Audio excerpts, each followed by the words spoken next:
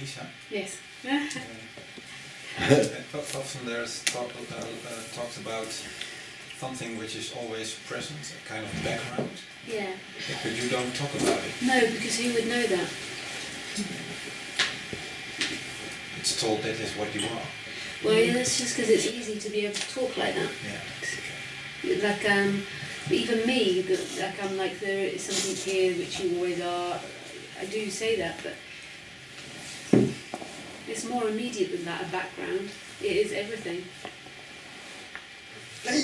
So it's not like the nothingness? You talk about everything, nothing? Nothing, yeah.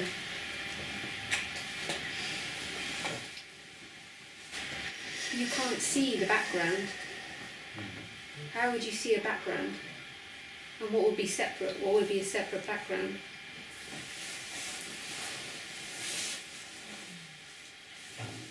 Often when there's awakening, there's a seeing of awareness intellectually, but that's just a seeing of awareness intellectually. You can't actually see it.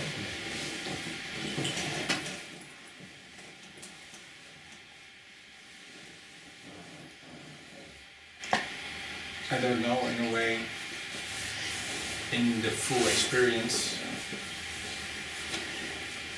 that there is something which changes and something which does not change. Yeah. You can't see either. You can't see that which doesn't change because it is the changing. It is the movement. So how would you see it, the not changing? Yeah, you cannot see it. Yeah, it is always this. Yet there's this sense or feeling, for lack of a better word. There's this what? Sense or feeling, for lack of a better word. A sense of? There's a sense or feeling of this, for lack of a better word, the nothingness or the background or the space. I don't think it is a sense. I think it's the less that it gets clouded, the less that the ideas seem true. So I don't know if it's sensed as such. Because what would sense it more? I mean, it'd be easy for me to just say that and we could agree. Like I could say resonance or sensing. But ultimately, it's always been there. It's just there's not so many deviations into positions of this is me, this is what I know. So I just think a bit more of a less clouding. But we can say that, like I often say, a resonance. Yeah, less clouding. I find it difficult not to identify with my body, because in some respects it seems obvious that I'm not the body, and yet it seems the centre of my perception, so it feels that I am this body. But it's not the centre of your perception. That's the biggest lie.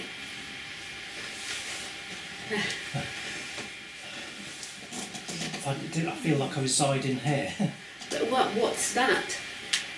Look, what's this? What is that? So you say that you reside in here. That's not your body when you do No. that? This endlessness.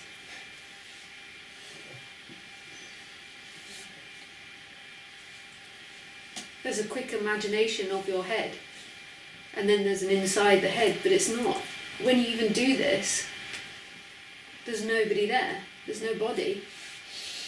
The body is never seen, very rarely seen.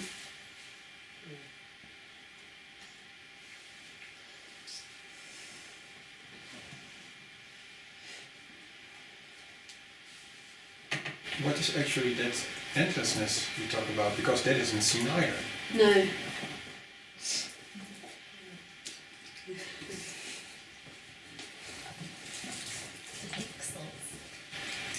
Right here, the endlessness. This is the endlessness.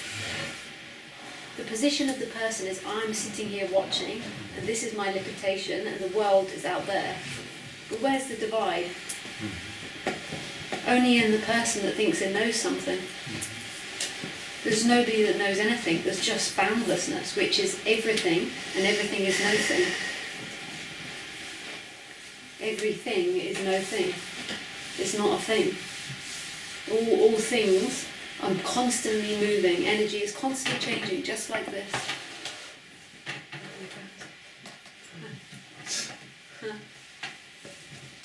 At what point is there a thing? A thing. Oops. A thing. Oops.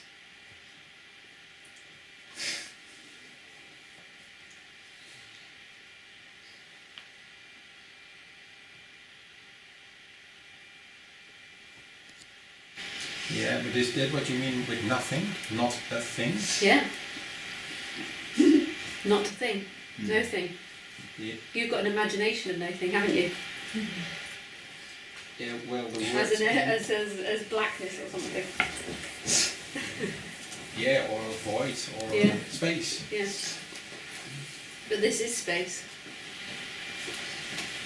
This is void. But you've got an imagination of void, therefore you're looking for a void. This is void. You've been taught what nothingness is, and then you're trying to put it onto what I'm saying.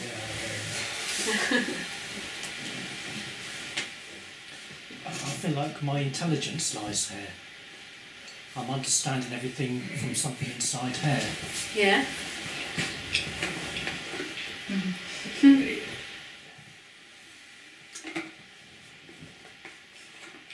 And then there's something else out there. Are you sure that intelligence isn't everywhere? How do you know it's in there? Sorry, I'm going back to what we're talking about because I feel like I know that I thought, yeah, but it feels like consciousness lies in here. Yeah.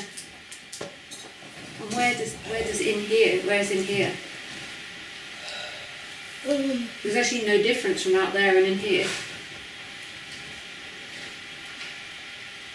It's just understanding that's telling a quick story of this is my body. This is my body sensing. I don't know, because you get a headache in here if you're thinking too much.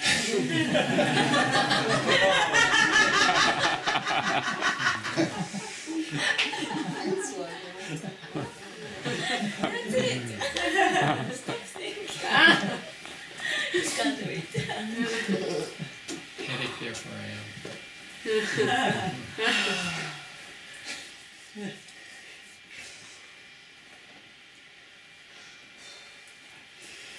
The only reason I say there's nothing here because I know it's changing all the time.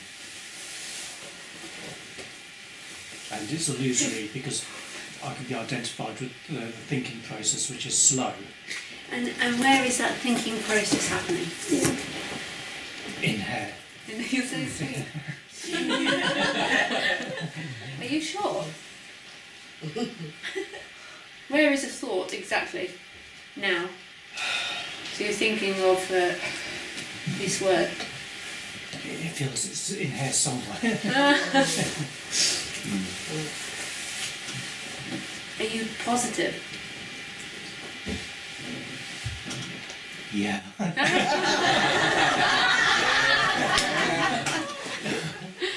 So cute.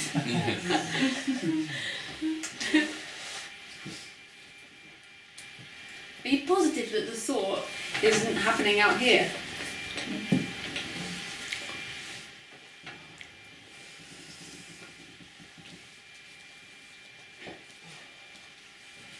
I feel like there's a receptor here. So even if there's a thought, like you can read someone's body language or read something out there, still there's a receptor here which is interpreting it.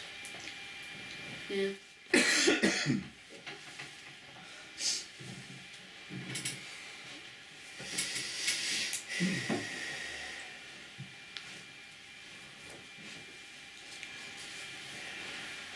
Even if the thoughts are in or outside of this head, that's not who you are. It's all happening in it. Even wherever the thoughts are appearing, They're appearing in the same way that this wall is appearing. I can see that I'm not the thoughts, but there's something else there. Yeah? Yeah. Okay. Like something which knows that I'm not the thoughts. That's another thought, actually. Okay. So But there is something else. I mean, there's even something here that senses that I don't need to be attached to anything. That's still another thought, though. It's appearing in it. That's an appearance. It's not here the position of that, whatever you call it. It's actually everywhere and nowhere. It's just the description is placing it. But the thought of, I know I'm not a thought, is appearing in it as a thought. It's all appearing in it. But there's this vastness which is everywhere and nowhere.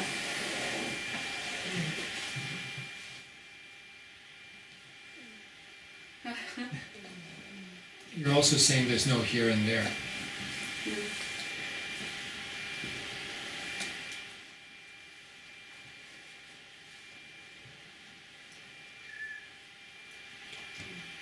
It just feels like energy, which... Yeah, it's all energy.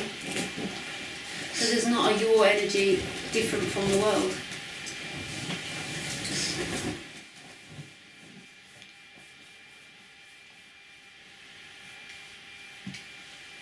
It feels like there's a computer inside here which sees it.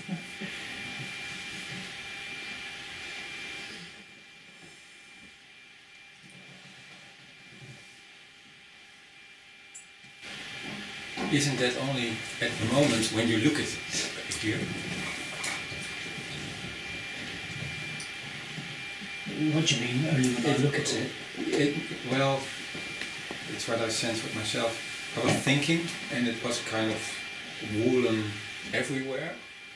And then I thought, whoop, and I felt this kind of contraction in this place. And then I found it in this place.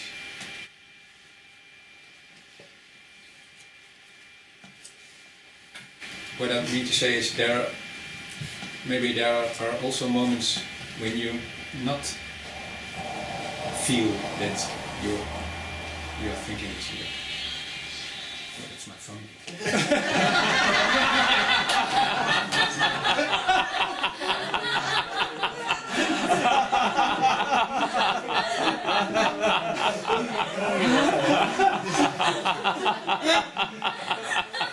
And that's in his pocket.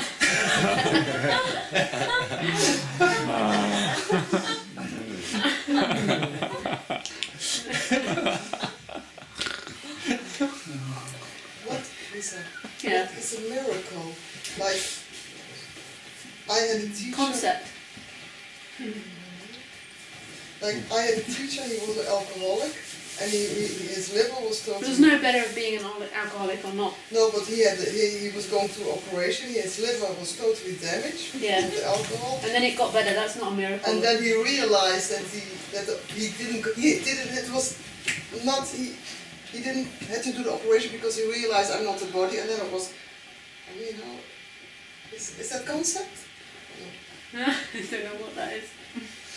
But it's concept now, but it's happened. But it's not a miracle. Everything's a miracle. How could you say that one thing's a miracle over another? Getting ill is just as much a miracle as getting better. Even if you get better by the doctor. Spontaneous healing is just... A miracle is a drama that humans love.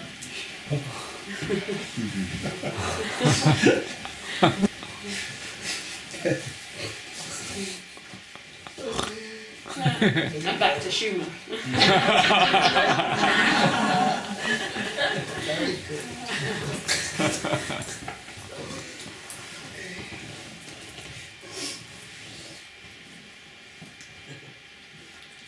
I mean, there's a thought which sees things are unreal, and Yeah. the thoughts that I'm usually identified with are unreal because they're all changing, Yeah. and then I don't need to be... And even inside and outside, I still use a thought. There's no different from the computer. If there is a computer in here interpreting, if the brain is interpreting, I don't know how it's working, then that it's interpreting, then that which is interpreted. It's all the same energy. Yeah, but more refined. Which one's more refined? The one that can perceive that all thinking is a form of identification or attachment, and it's illusory because I don't need to be bound by its rules because I'm not that. No, I don't think it is more refined. It's all just appearances.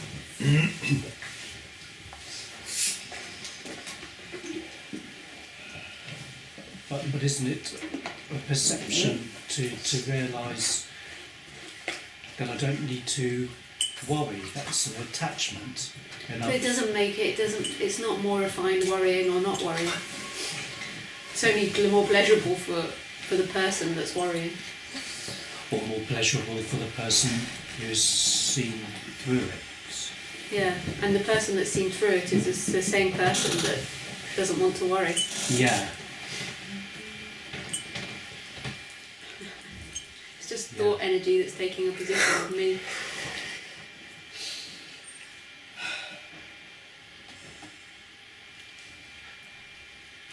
But people confuse that, I think maybe for consciousness, people would say that's being more conscious. Yeah.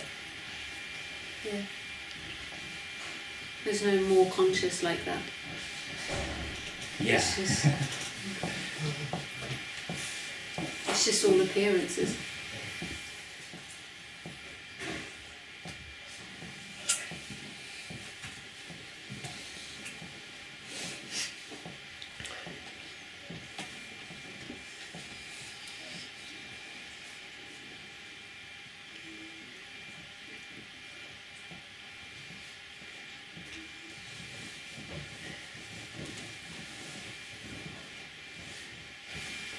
You are not any of the positions of the thoughts. It's strange, but something in me immediately says, yes, I see that. That's another. Yeah.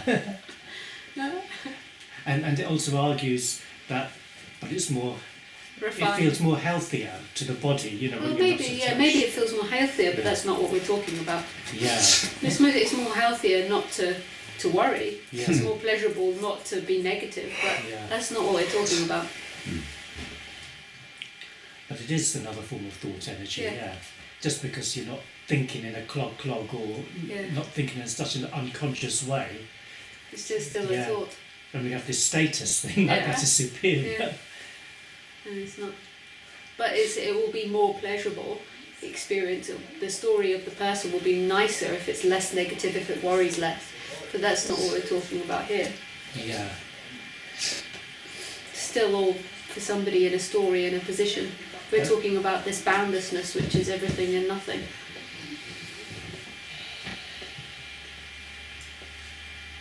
That thought, all those thoughts that are appearing in this. They're not appearing in Schumann. Schumann is another appearance.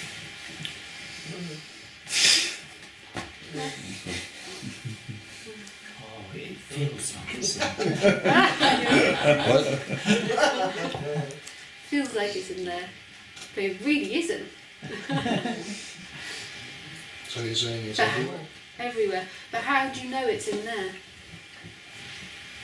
You only know by thought, and when have thoughts been trustworthy? They're such a tiny, tiny part of experiencing. But we've taken that to be the reality than the actual experience. And that actual experience is boundlessness. Right here, but right here.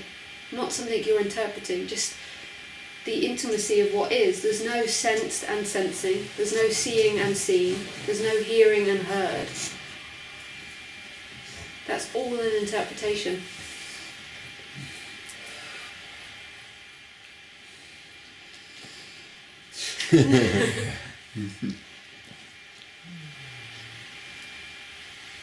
And how do you know it's everywhere? It's then when... Actually, I don't. It's everything I say is a big lie. But Or when is it known that it is everywhere? You don't actually, and everything that I say is lying. But what we're pointing back to is the experience, and this is where I cannot answer it at all. Like, I can't speak about it, I can't put this into words. But there's a knowing of this intimacy of experiencing, and I can't talk about it. I can try and point to it, and I can try and say the opposite to what you think. It's so innocent what is, and it's not divided. And even that, me saying it's not divided, we only know that through the idea of division. So it's all illusion every time I speak. Not divided, division, oneness, boundlessness, boundlessness. And as all that fog begins to disappear like smoke, then there's just what is. And what is free. And even the person that dreams in opposites is free as well, but it feels like it's not because it's in opposites. It's in a world with right and wrong, good and bad, future and past, love and hate, war and peace. It's a dreamed world. It gets so weird what is. And chaotic.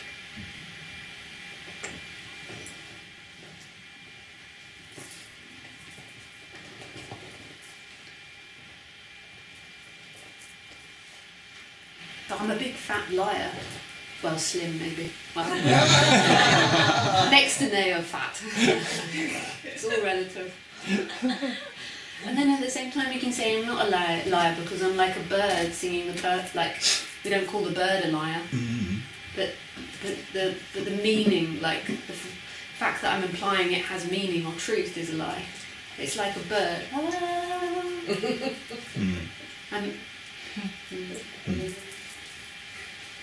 Like, in another way, nobody can be a liar. It's just sounds appearing and there's associated meaning and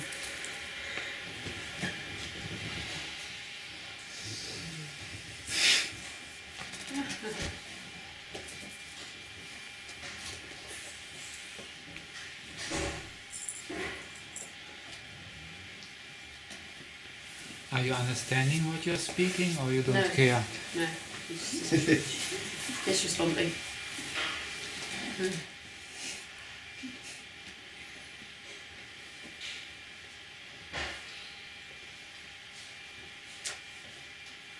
And then every so often a thought comes, is this even making sense? Like, it could be like that guy on that video that was going, and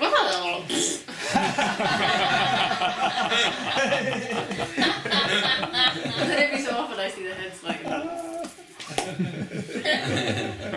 you know the video last night that we were watching, a few of us were watching, where he was like, they were like, what's the meaning of life? And he was like, this, and then suddenly he would be like,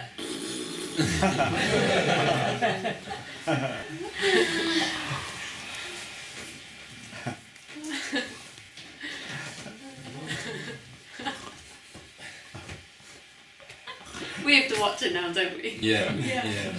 We've also got the cartoon to watch. What a crazy world this is. Does anyone know what that cartoon was called? No, not the cartoon, that video with the guy.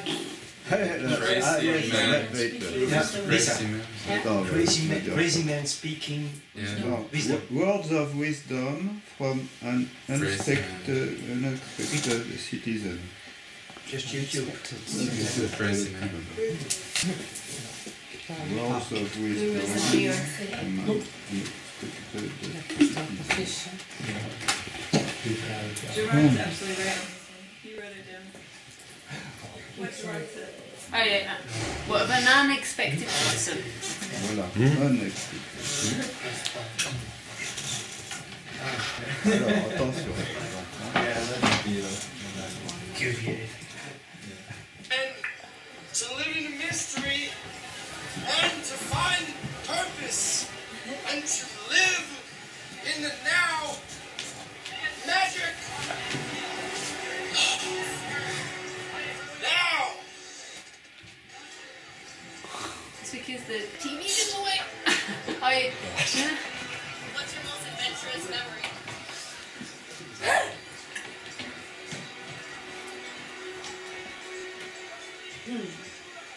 This! I remember this! This is an adventure! This is the memory!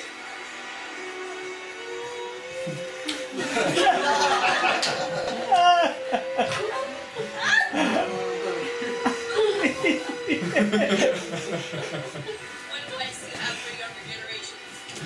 Younger generations?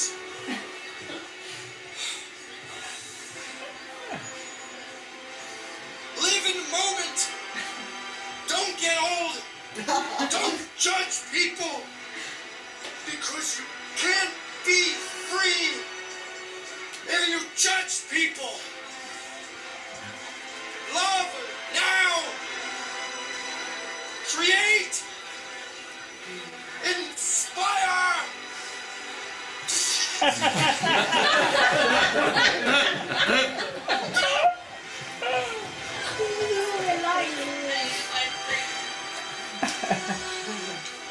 By doing what you love.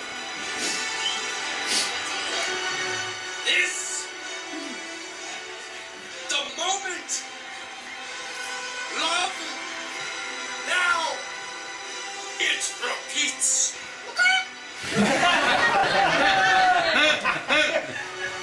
Oh, God.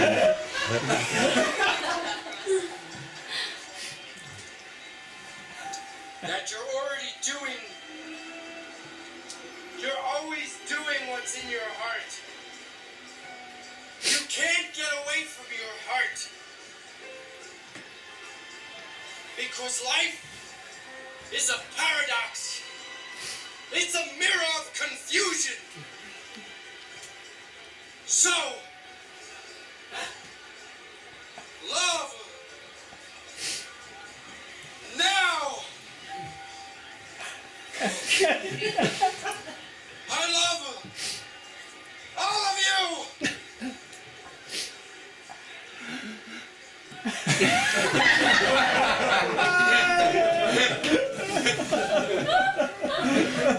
This is what awakening will bring.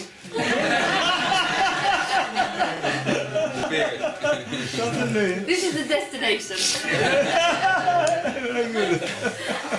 Oh.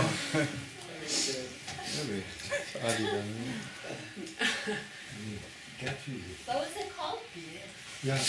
Words of wisdom from an unexpected citizen. So this is the cartoons part 2. I've never seen this one, so it might be NAF. Sometimes sequels are NAF. NAF is not very good. I hope you don't mind. Not at all. Thank you. Some people say that we are all programmed body-mind organisms with no true free will, and that knowing this sets us free. Others say we all share the same consciousness. I am having trouble reconciling all these ideas. The most important thing is for you to come to the truth of things on your own. Anything anybody tells you is just second-hand knowledge, and it won't do very much for you when it comes to the actual day-to-day living of life. But I can offer you some ideas to play with if you like. Thank you. Good. Have I told you the story about the triplets? No. There was once a set of identical triplets born. This is a very rare happening, and the villagers were scared and suspicious. The triplets were separated at birth and sent to live in 3 different kingdoms. They grew up never knowing about each other. They were all highly intelligent, ambitious, and strong. When they grew up, they quickly rose to leadership roles within their respective kingdoms. They now spoke different languages, wore different clothing, and believed in different gods. There was much disagreement between the kingdoms, and eventually a great war was waged. The 3 brothers tragically died on the same battlefield, fighting each other. I see. So they were conditioned by their surroundings. Yes. They were also genetically conditioned to be ambitious and strong. The interesting thing is that, although they were easily able to see their other brothers' conditioning, they were mostly unaware of their own conditioning. Their deeply held personal, political, and religious beliefs, the things from where they derived their identities, was all programmed from their immediate environment. Had they never been separated, they likely would have been fighting side by side rather than against each other. Interesting. But how does knowing that I'm conditioned help me? Seeing your own conditioning directly can allow your true unconditioned consciousness to become apparent. This is an incredible thing. You will see that you are the same consciousness as everyone else, and a natural humility may arise, along with compassion for others who are conditioned differently. Wait, you just mentioned unconditioned consciousness? What is that? It's what you really are, underneath all the conditioning. Oh, like the pixels we talked about last time? Yes, exactly, like the pixels. But I don't see how that makes us have the same consciousness. I am standing here, and you are over there. My lower back hurts right now. Can you feel that? No. And you cannot see those trippy-looking trees behind you that I can. Let's try a new metaphor this time. I want you to imagine a paper bag turned upside down. Okay. Now let's pull hundreds of holes in the paper bag and place it over a bright light. Got it? Yes. Notice that there is only one light, but it is shooting out of different holes. Each hole...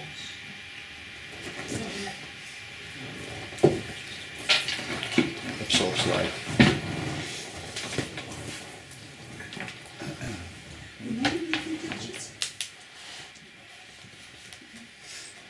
Huh? Hoe noemen die video's? What? How are they called? These people? They're not called anything. This one's just called What's My True Nature. But they don't have names. But you can look up non-duality cartoon and it comes up. Yes. Notice that there is only one light, but it is shooting out of different holes. Each hole... Stops. Yeah. We'll try again. Even so. Notice that there is only one light, but it is shooting out of different holes. Each hole... It may be because of the streaming you do at the same time. Yeah, maybe. I have some more questions for you. No, doesn't seem to want to go. Oh, you go. Looking trees behind you that I can. Let's try it. That there is only one light, but it is shooting out of different holes. Each hole is in a different place, with a different view, but it is the same light, the same source. Yes, I see. Remember, the paper bag, the pixels, and the triplets are all just metaphors, and are not very important. What's important is that you discover this unconditioned consciousness for yourself. See that every thought you have is conditioned. Even the language that you think with is conditioned by where your body was born. Your thoughts and beliefs are not who you are, even though that's what they tell you. Whoa. You have given me a lot to think about. Good. Thinking can be fun, but remember to question your thinking too. That is where the ultimate fun is to be found. Thank you. It's sweet, this cartoon. Very nice. It kind of fits. I've never heard that before. It kind of fits with what we're talking about. Question your thinking. Very nice. Very nice. Consciousness is a nice way to put it, but consciousness too has to go. It's a thought. Yeah, it's very sweet. Yeah. Well, what's your next one tonight, this afternoon? Well. Where should we start now? Just about cleared everything, I think. It's all nothing. It's all about nothing.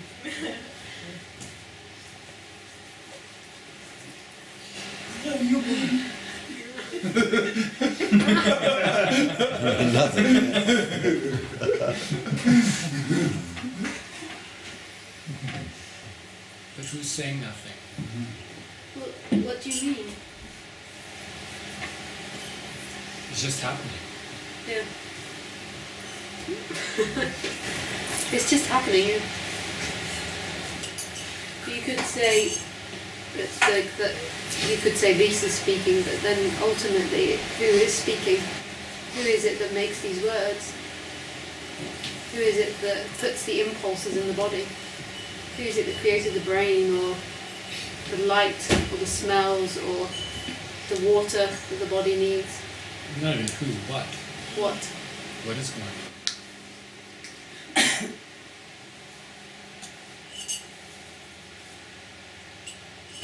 Lisa. Yeah.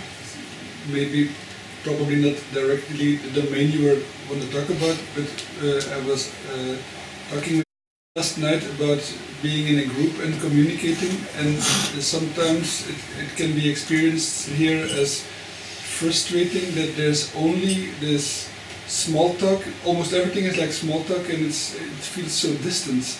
And we were talking about this is probably a problem that is created here, and it's not a problem out there. Oh, it always is.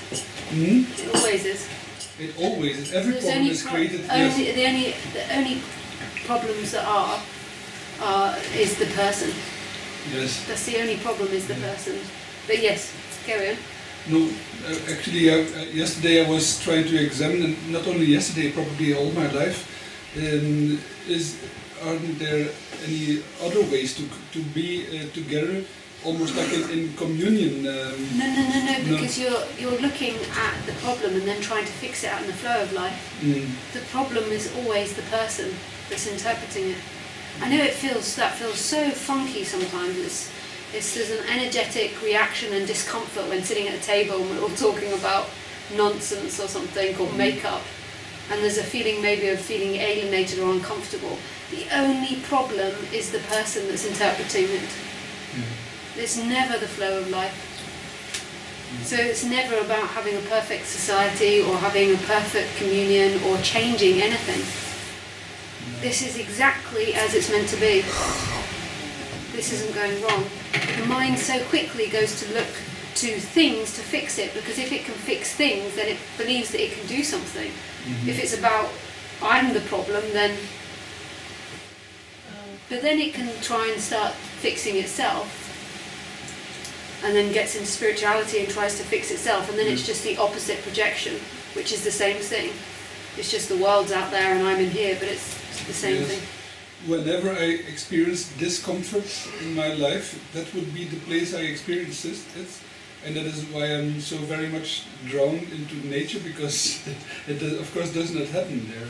Yeah. But it keeps it's a lie, coming. though. It keeps coming back. It's only the person, though. But you can't sort out the person either. While the person's there appearing and there's discomfort, No, I will have to sit it out. It's not even you have to sit it out, there's not anyone behind the discomfort. I will have to sit out the person. But you can't even do that. No. There's not even a you there that could. No. And then when it's not arising, it's not arising. And it can't make sense of this. The mind cannot make sense of feelings and tell the stories of I always feel uncomfortable. It's playing tricks on you. Or not even on you, there's not you there, but it's playing tricks. As if it can round up life for itself.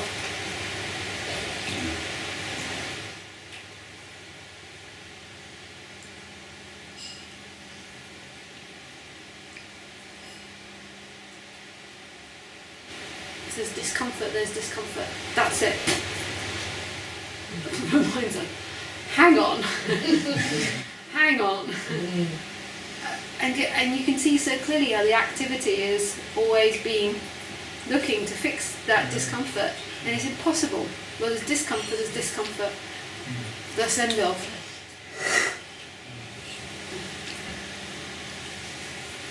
And it will never fix life. Life is just so radical in its appearances. And always coming in opposites. You have the joy of winning, you have the joy of losing. You have the joy of growth, you have the joy of, not the joy, of death, or the joy.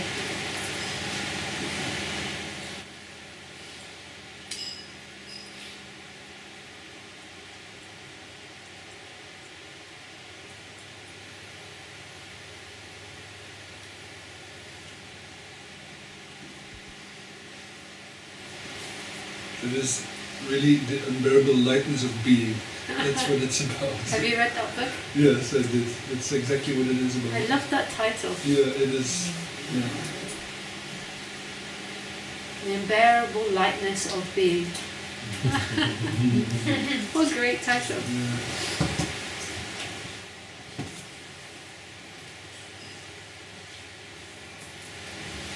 And it's endless. This is never going to end.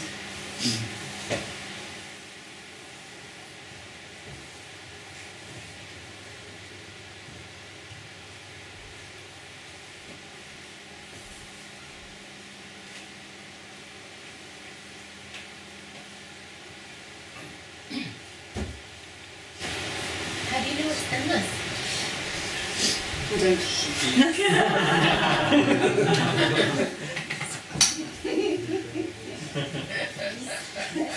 Oh God, I gotta admit I'm a bullshit right now. That just came out in response to that moment, and now look at you and I don't know anything.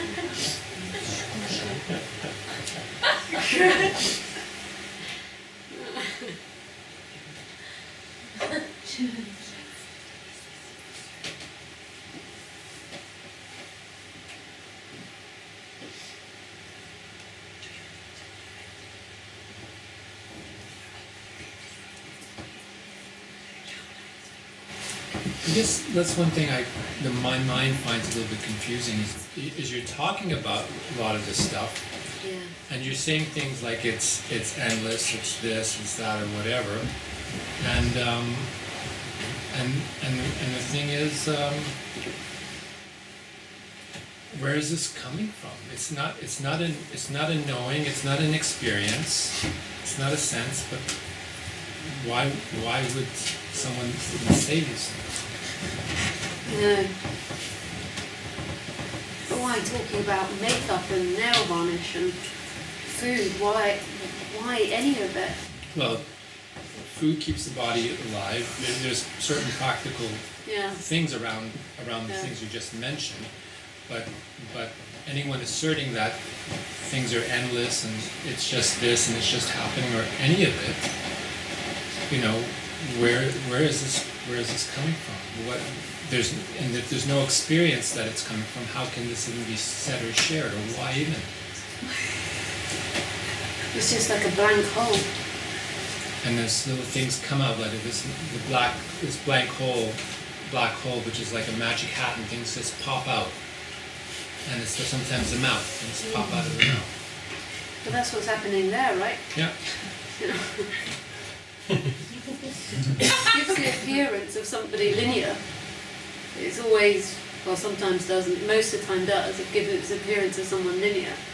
But really, ultimately, it's all just. But if I tell somebody, you know, it's an infinite or this or that, it's usually from my illusion of an experience or a sense or this feeling or sense of endlessness that something expands beyond something that I can comprehend. So you normally speak from an intellectual knowing or something? There are experiences, senses and feelings, and then they get put into words and they get expressed. Yeah. Now what's happening? It's just coming from the black hole? Black hole is just complete nonsense, but it's an easy way to just say something that's coming from nowhere. Yeah, it's just coming out. You know when, like, what it feels like, particularly, nearly all the time, I think, although it's really hard to think about, is, you know, when you're driving, or when, are you an artist of any sort? No. You like extreme sports or anything, or? Used to. Yeah. You know when you're doing something like driving the car really fast, or jumping off a cliff, or say if you're parachuting and there's actions that have to be done really quickly, you know how they just happen? Particularly driving the car, that's what I have experience of, is when you drive really fast or something and the body's just responding, or if you're in a crash and the body's just responding. That's what these talks feel like. Actually, the whole of life feels like that. Sometimes there's a bit more self-awareness of the body when organising trips or something. There's a bit more of thinking and looking at Lisa, but most of the time it's just really immediate, like, bleh. And it all comes with contradictions and makes it sound like like I know what I'm talking about, or I know something. And it always sounds odd because then I'll say I don't understand, and it really sounds like somebody speaking from time, but it just feels like a response is happening immediately. And I'm not there's not really any understanding or comprehension of it.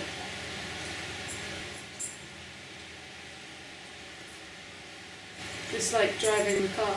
But isn't that how that nodding is happening now? Yeah.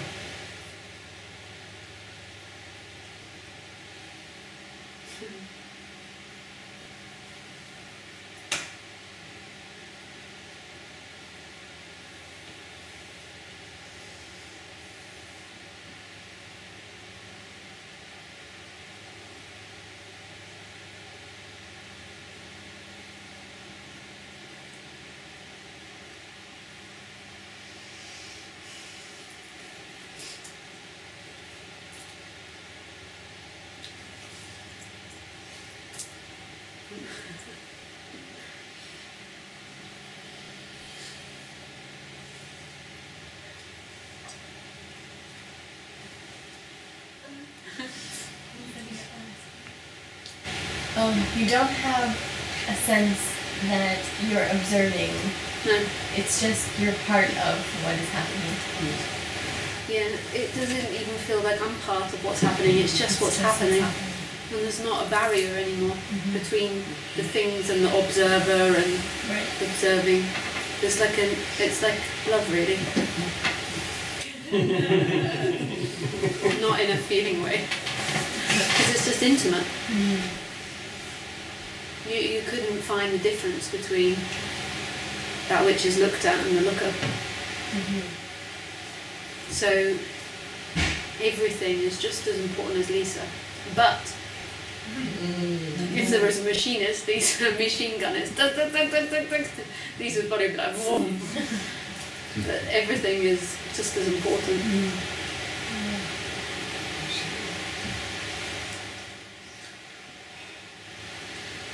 This body's programmed to do those sort of things, but in the moment, there's just this doesn't belong to somebody. Which is what's happening there too. Just every so often a story runs of it's happening to me, and then this is who I am, and a position appears. But also there's this like sort of the observer, which is like another piece of the me. Oh yeah. The split. Yeah, but this is often the way that non-duality is heard, and it's I certainly don't see it as a bad or wrong thing. Nothing's bad or wrong, but it's the observer or the witness or all these sort of things. It makes it very clear that this isn't separate, but then the observer dies as well. The witness dies as well, because that's obviously something that's known. Yeah. That's understood, and something that's slightly separate from everything. Yeah.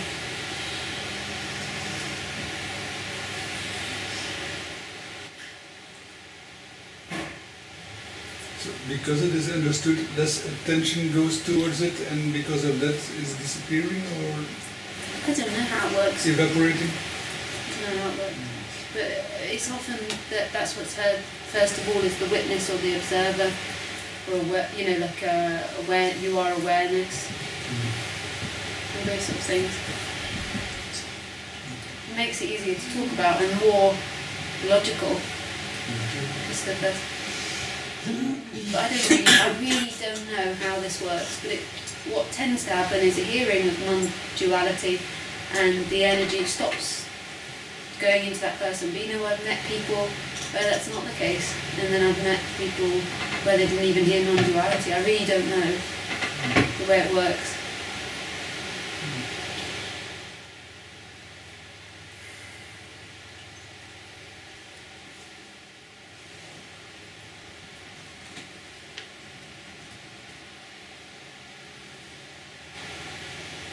So even though I've heard you say from time to time that there is no hope, and hope can't exist, just the fact of giving talks like this and going on Ustream, and it is a kind of way of sharing a love story of your, sounds very grandiose with saying the falling away of the suffering of Lisa, so that there is hope that that suffering will fall away for all of us. It's yeah, it's funny though, it's because fascinating. that's not the motivation that's here, because I really don't see Lisa has fallen away. I know that sounds really odd, but it's just so irrelevant here, that part. Most of the time it's just impulses and urgent acting themselves out and speaking with people. There certainly is like a sweetness in sharing this with people, but not because of the idea of... It's not like, I did it, you can do it. Yeah, and it's not like an idea of us going somewhere. But when we're talking, it's like...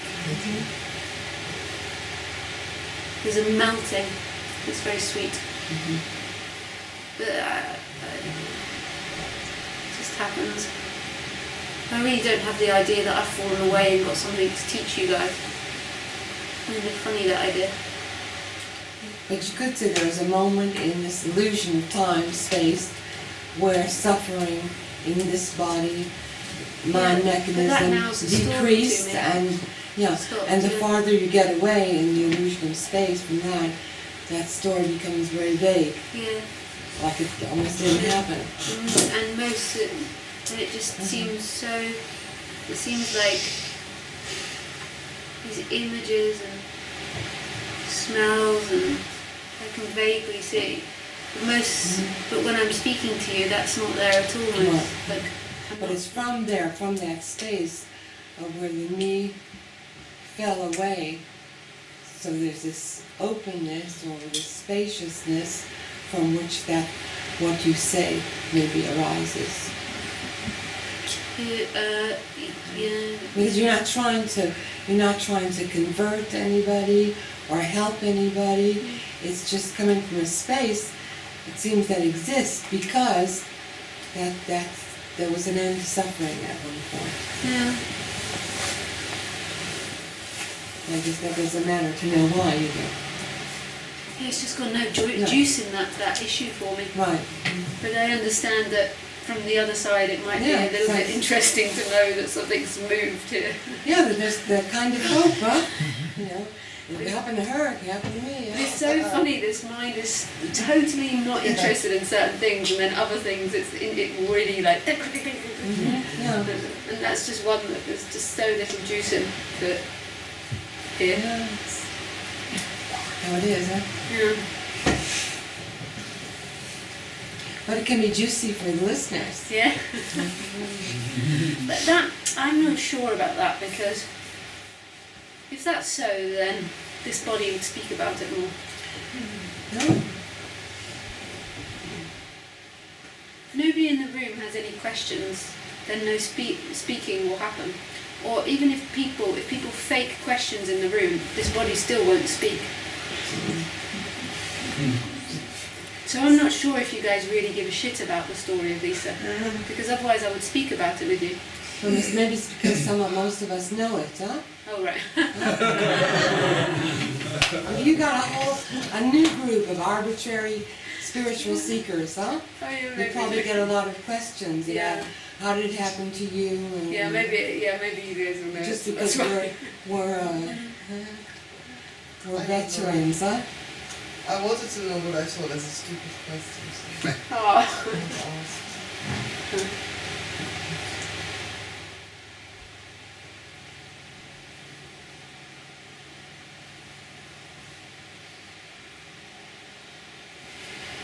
That's so funny, Lisa. That's so funny. An idea of Lisa. Isn't that funny? I don't see Lisa at all, because I never see this body. Just in the mirror when you do that. Lisa? Yes. This love thing and this opening of the heart thing, which is often seen in non-duality places also. Yeah.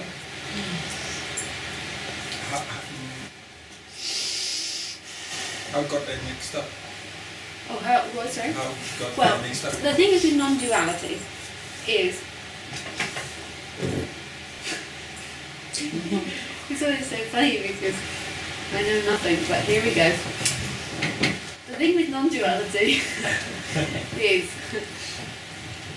that is unlike some speakers, I don't know that, like, sometimes when some speakers are speaking, and it might even be happening here, there's still ideas present, there's still ideas that they think they know. So sometimes non-duality gets mixed with saving the world's one thing or healing yourself. And it's just, it must be because in that dynamic they still believe in that. But I don't really know, ultimately. It's just what's coming out now to you in this moment.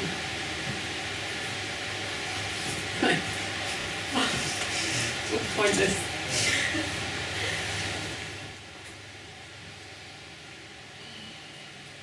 But like a second ago, you said that oh God, there's love.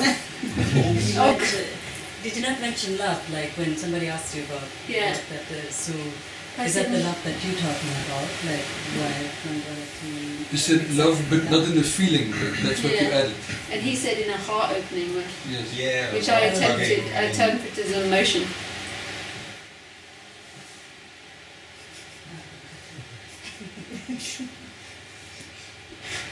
Like you get some speakers that say you've got to feel the love or open your heart or open your, which I can understand. What exactly did you mean? You've got to follow your heart's desire. Well, it's not the speakers maybe who proclaim it, but just a lot of weekends I went to, there was so much hugging and love and heart transmissions. Hearing you talk. This is what I thought you meant. But what do they mean by Ramana is the way of the heart and Nishikadatta is the way of the mind? I mean, that's also bullshit. Yeah, it's all bullshit though. I'm a bullshitter. Yeah. But most people don't. Most people. Think they're not.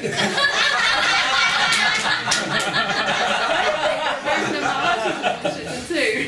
That was too much for a laugh.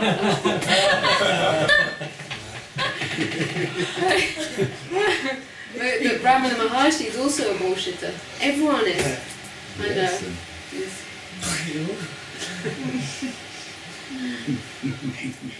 Back we go. But aren't they well-meaning? They're well-meaning. Everybody. They're benevolent. Everybody is. Out of love. Everybody's well-meaning. Yeah.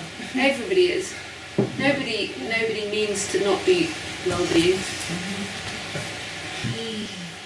So it's experienced as Everyone love. does everything out of the idea of happiness, even the paedophile. Everyone's like, yeah. No, she was like, hang on. I don't think the paedophile did. Hang on.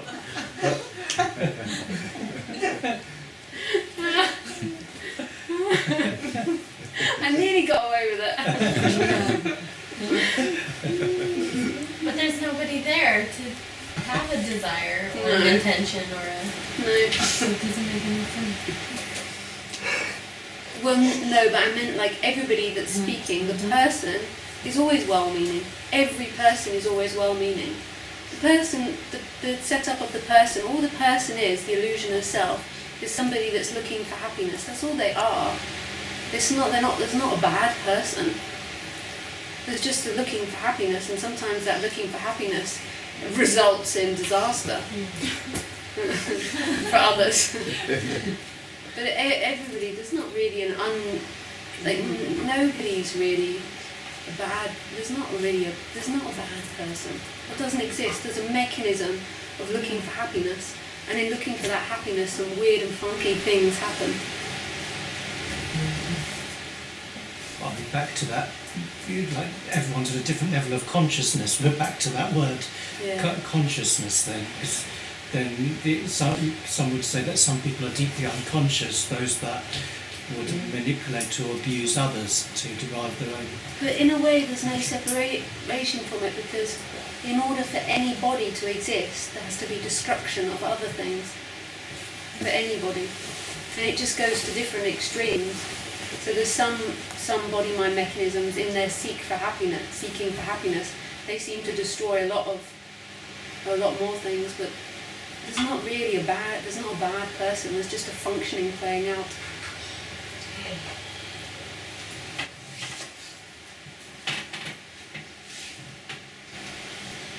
You can't have a more conscious person. There's either that seeking energy there which is looking for its happiness or not.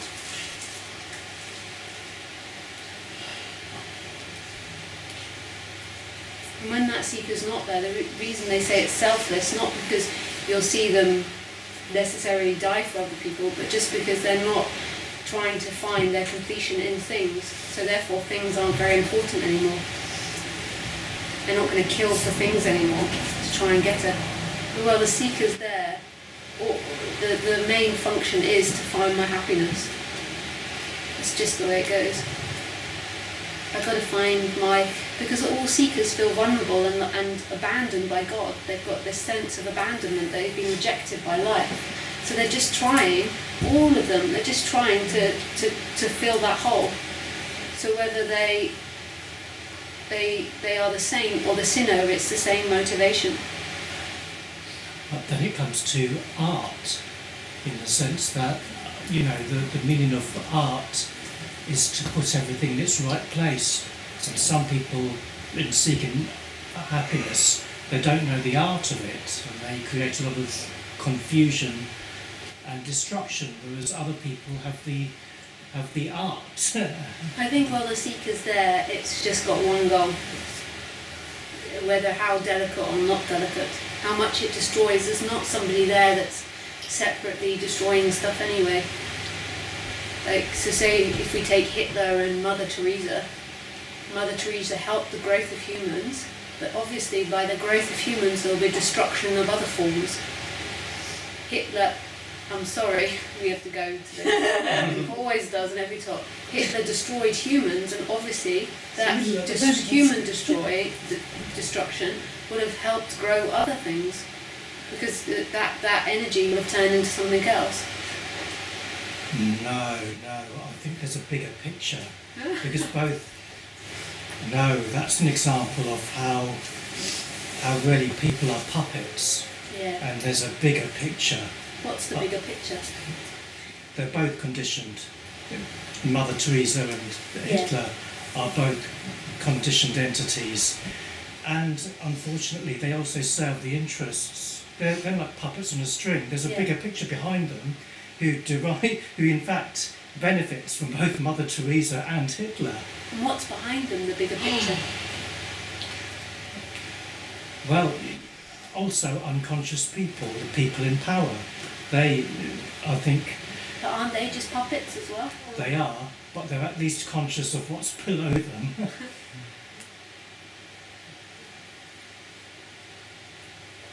And there's a lot of unconsciousness in both Mother Teresa and Hitler, which is why they had to play their roles.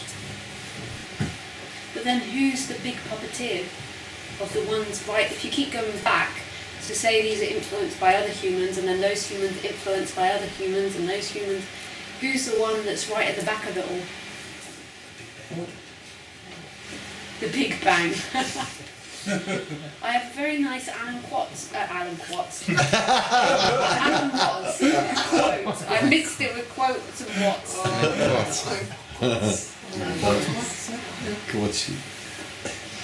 Yeah, that's...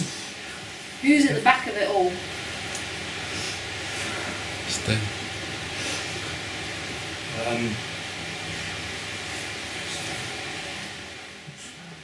You're so cute. I love it because when you think, you really facially express it. It's very sweet. Most people just go. Yeah. Very sweet. Now you're going to try not to do that. No one else can see it. it's funny because the people who manipulate people like Mother Teresa and Hitler are themselves unconscious because they're just doing it to derive benefit for themselves or their clique, and they understand how humans can be conditioned and things like that. But then they too are also puppets. They are.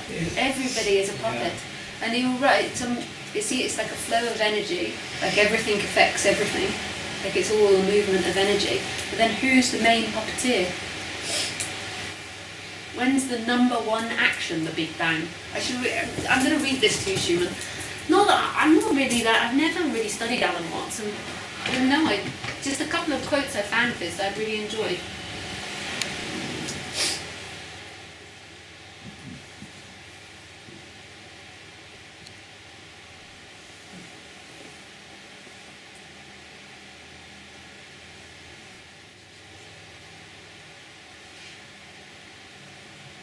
I think Alan Watts had a relationship with Carl Jung, huh? With who? Carl Jung. Oh, Carl Jung. Yeah, the disciple of Freud, the breakaway guy from Freud. And I think they had a lot of correspondence. Yeah. And he was also a Buddhist, very into to Buddhism as well.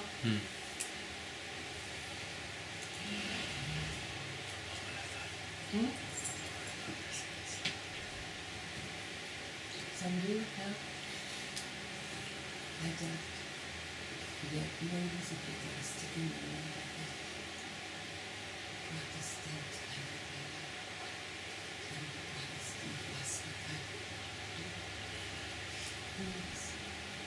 why not?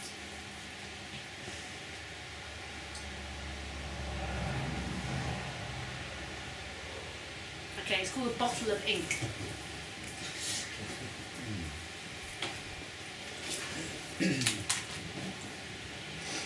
Okay, so this is from Alan Watts.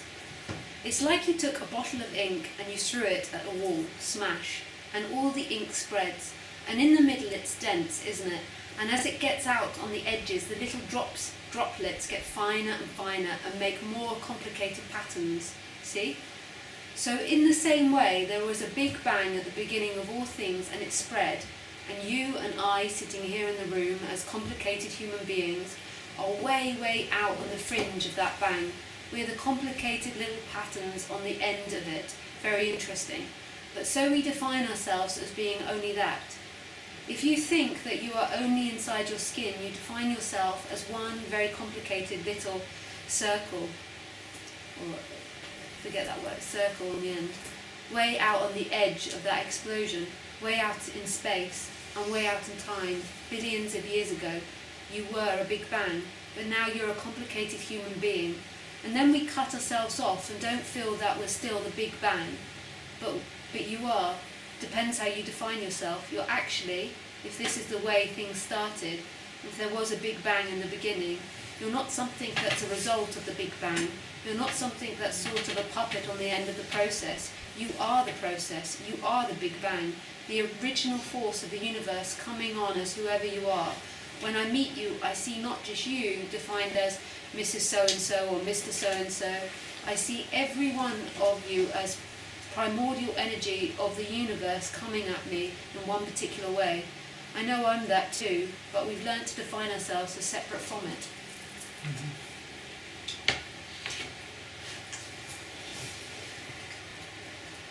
Now we forgot what we were talking about.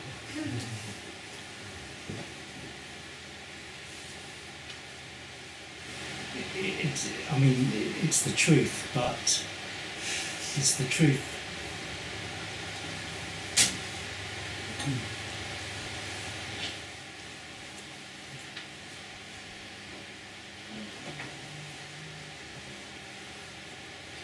And the beautiful swirl of the human, it's a like more complicated swirl of the human, is it has this false illusion that it's independent, acting separately from the Big Bang. And the way that that is set up, the way there is the creation of independence, is that you're seeking for something, and you're in this mission through time to find that something. Something, you're trying to find a thing. There are no things. It's all the Big Bang. It's all... And that's the illusion of self, and it's not really happening. And then life gets even more complicated, and for some unknown reason tells itself in that process of the Big Bang that it's really the Big Bang and not the separate person looking for a thing. Can you see how funny how amazingly it does it? It sets someone up to look for a thing and gives the appearance of two. But there are no things. There's just energy. It's just so beautiful.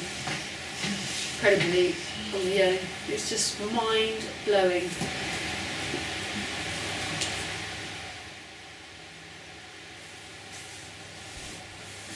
And all humans, all the great tragedies, the great dramas of the human is looking for that thing. Hitler was looking for that thing. Mother Teresa was looking for that thing. The paedophile was looking for that thing. Who else is the actor, the artist, whatever it is looking for that thing. And all these tragedies and dramas, and the lover was looking for that thing happen. But they'll never find it because there's no thing. And in looking for the thing, it gives an appearance of someone, because there's two. There's suddenly two then. But there's no thing to get. There's just appearances, and it's all the same energy appearing. And there's no person to get anything. And God knows what the fuck I'm saying, it's just coming out of the mouth.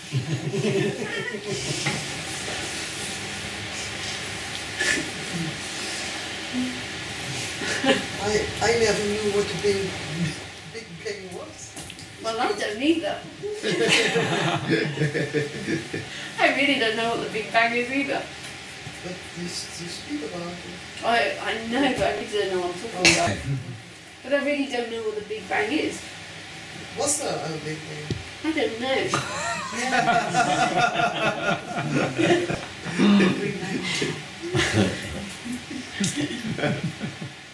It's just like a poem, just trying to... I love how all these different questions come. Someone goes, I don't know what the... I don't know either. And then everyone's like, oh, another pointless story that Lisa's told. We've gone nowhere. We thought we were going somewhere. No, we went nowhere. But is there something like this spark or the soul inside? Sorry? Is there something like a spark? I don't know what a spark is. From this Big Bang or whatever, behind this person, like this body, is something like soul or what they call there's just psychic being or whatever. No, there's not two. There's No, but part of this, not part, but souls implies independence. Unless you're just talking about the description of things, but there's really ultimately no things, but we can seemingly describe things. We can't ultimately describe them, so we could describe the body of Lisa, we could describe the body of... Sure. But that's not an independence. No. So what would you mean by soul? A spark. And spark? I mean, they talked about the spark from the eternal fire, or whatever you call it. Yeah. So it's in everybody, so it's spread like the Big Bang also. Yeah, but I wouldn't say it's just in everybody, it's everywhere and everything, that spark. So it's not just a body has it, this pointless piece of paper, well, has the internet on it, also has the spark. Yeah, the chair has the spark, everything has it.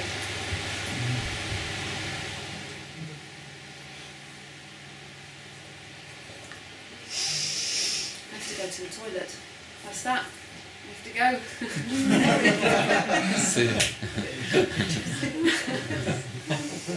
It's not even break time, so just